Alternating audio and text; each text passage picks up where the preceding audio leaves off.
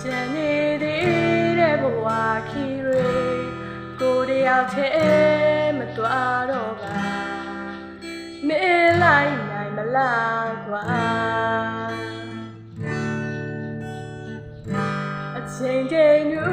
ညူပန်ကြလားကိုမျောလေးနဲ့ဘဝတစ်ခွေမှာကြိုးလျောက်ကျူမခွဲခွာမလားအချင်းများ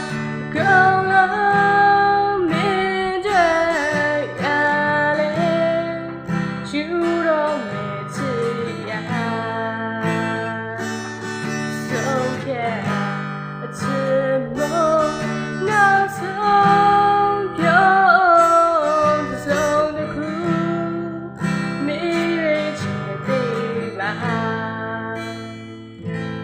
ဒီဘဝက